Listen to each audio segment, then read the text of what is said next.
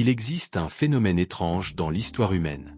Les vérités qui arrivent trop tôt ne sont jamais accueillies comme des cadeaux. Elles sont perçues comme des menaces. Non pas parce qu'elles sont fausses, mais parce qu'elles fissurent quelque chose de profondément enraciné.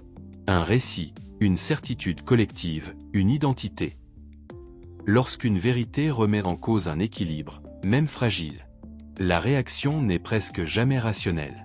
Elle est émotionnelle, instinctive, violente parfois. Galilée n'a pas été condamné parce qu'il avait tort. Il a été condamné parce que ce qu'il disait rendait l'univers méconnaissable. Darwin n'a pas été attaqué pour manque de preuves, mais parce que son idée retirait à l'homme une place confortable.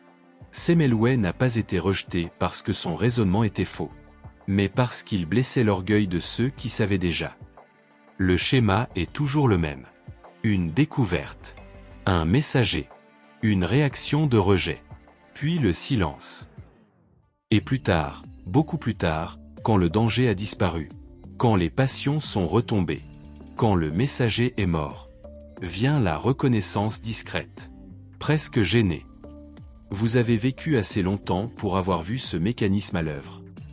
Peut-être dans votre métier, peut-être dans votre famille, peut-être dans les grands débats de votre époque. Chaque fois que quelqu'un touche à quelque chose de sacré, les institutions se crispent. Les mots deviennent des armes. Les intentions sont attaquées. Les faits deviennent secondaires. En 1977, ce mécanisme va se déclencher une nouvelle fois, dans un lieu qui symbolise pourtant la rigueur intellectuelle. L'université d'Oxford. Deux jeunes historiens publient un livre. Patricia Crone, Michael Cook. Brillants. Formés dans les meilleures universités. Maîtrisant l'arabe, le syriaque, le grec, l'hébreu. Le livre paraît chez Cambridge University Press, l'une des maisons d'édition académiques les plus respectées au monde.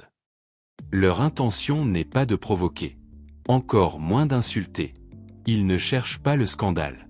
Ils cherchent la méthode.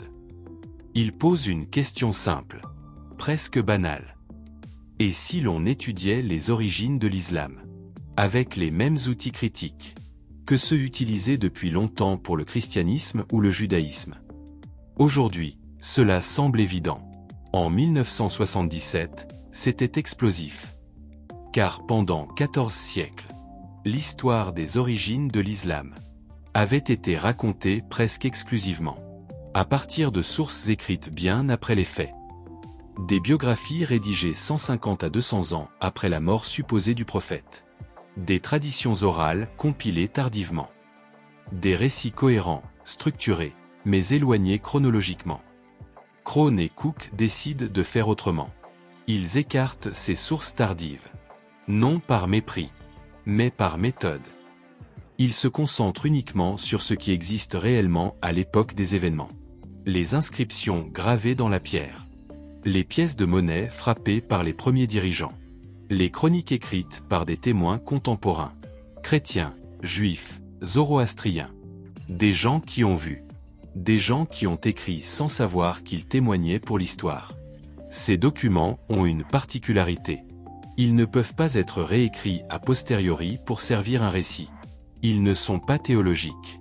Ils sont bruts. Et ce qu'ils racontent ne correspond pas à l'histoire officielle. Les sources du vie-siècle parlent bien de conquête arabe, de guerre, de villes prises.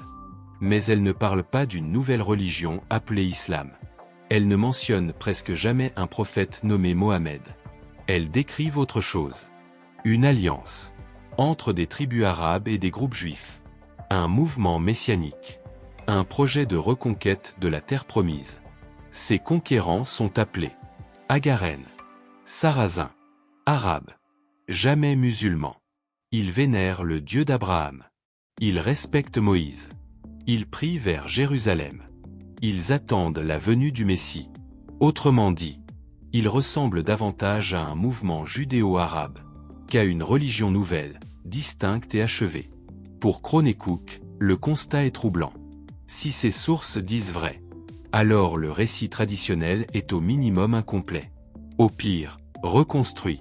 Quand le livre paraît, la réaction est immédiate. violente, disproportionnée. On ne discute pas les preuves. On attaque les intentions. Islamophobie, racisme déguisé, science coloniale, mépris religieux, des campagnes pour discréditer les auteurs, des pressions sur les universités, des tentatives d'interdiction.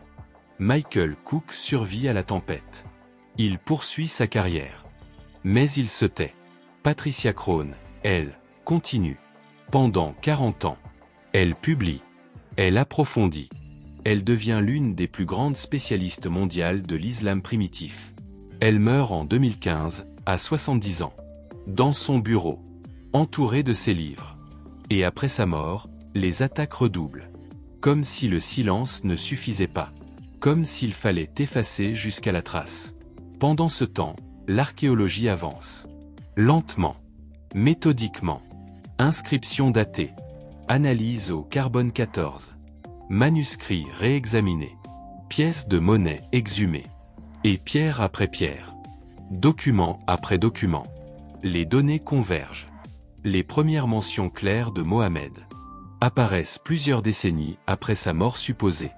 Les premiers manuscrits coraniques complets datent de la fin du Vieux-siècle. Les symboles religieux évoluent progressivement, comme si l'identité religieuse s'était construite avec le temps. Sous le règne d'Abd al-Malik, tout se cristallise. L'arabisation de l'administration, les monuments religieux, le dôme du rocher, les inscriptions théologiques, la fixation de la géographie sacrée. Une religion d'État prend forme, cohérente, distincte, définitive. Ce n'est pas une théorie conspirationniste. Ce sont des faits publiés dans des revues académiques, consultables, vérifiables. Mais en parler reste dangereux. Parce que toucher aux origines d'une religion, ce n'est jamais seulement parler du passé. C'est toucher à l'identité de millions de personnes aujourd'hui. Et pourtant, comprendre n'est pas détruire. Examiner n'est pas insulter. Regarder l'histoire en face n'enlève rien à la spiritualité. Toutes les religions se sont construites ainsi. Par couches, par choix humains, par décision politique. Le christianisme, le judaïsme, les nations, les empires, les récits fondateurs ne tombent pas du ciel. Ils naissent dans le chaos. Ils donnent du sens. Ils structurent le monde. Reconnaître cela, ce n'est pas être cynique. C'est être adulte intellectuellement. Patricia Crone n'a pas vécu assez longtemps pour voir son travail pleinement reconnu. Mais la vérité a une propriété étrange. On peut la censurer, la diffamer, la retarder. On ne peut pas la tuer. Elle revient toujours. Lentement, silencieusement, inévitablement. Aujourd'hui, ce savoir existe. Non pour attaquer, non pour humilier, mais pour comprendre. Et comprendre, c'est peut-être la forme la plus profonde de respect.